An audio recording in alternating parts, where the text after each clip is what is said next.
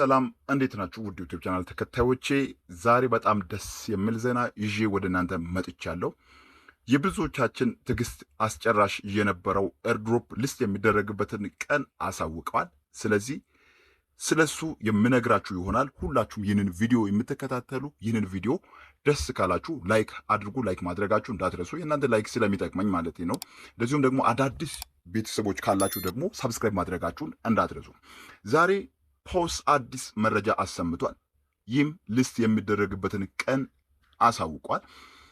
ዛሬ በራሱ ገጽ ላይ በትዊተር እንደዚሁም ደግሞ በሌሎችም ዲስኮርድ እና እንደዚሁም በቲክቶክ ገጽ ላይ እንዳሳወቀው ሊስት የሚደረግበትን ቀን ኤፕሪል 16 ላይ እንደሆነ ተናግሯል። ይህ ማለት ዛሬ ኤፕሪል 9 ነው።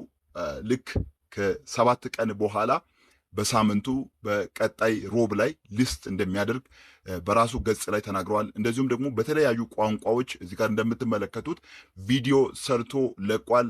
ወደ 7 ቀን እንደቀረ ብዙ አይነት ነገሮችን እዚህ ጋር አሳውቋል። ኤፕሪል 16 ላይ ሊስት ይደረጋል ማለት ነው።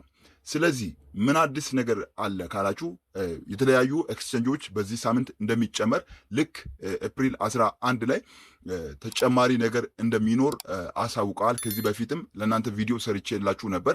ኤፕሪል 11 ላይ የኤክስቼንጅ ተጨማሪ እንደሚደረግ እና ምናልባት ኦኬክስ እና ባይቢት እንደዚሁም ደግሞ የቻይናው ዛሬ ስለሱ መረጃ ቴሌግራም ላይ አሳውቄው ነበር። የቻይናው HTX የሚባለው ኤክስቼንጅ ዛሬ ስለሱ ሲናገር ነበር። እሱ ላይ ሊስት ይደረጋል። እንደዚሁም ደግሞ ባይናንስ መስራቹ ቻይናዊ እንደሆነ ይታወቃል። ስለዚህ ቻይና ላይ ትልቅ ተቀባይነት ያለው ኤክስቼንጅ ላይ ሊስት እንደሚያደርግ አሳውቀዋል። ስለዚህ ዛሬ በጣም ደስ የሚል ዜና ነው። በሚቀጥለው ሮብ ላይ ከቀኑ 10 ሰዓት አካባቢ ምናልባት ወይም 9 ሰዓት 11 ሰዓትም ሊሆን ይችላል ሊስት የሚደረግ ይሆናል። ጥሩ ነገር ሲኖር ለእናንተ የምነግራችሁ ይሆናል። ዛሬ ያለው መረጃ ይህን ይመስላል። ስለተከታተላችሁ ያመሰግናለሁ። ከተመቻችሁ ይህንን ቪዲዮ ላይክ እንደዚሁም ኮመንት እንድትጽፉ እንደዚሁም ደግሞ ሼር አድርጋችሁ ለሌሎች እንድታደርሱ፣ ሰብስክራይብ ያላደረጋችሁም ደግሞ ሰብስክራይብ አድርጉ። መልካም ቆይታ። ቻው።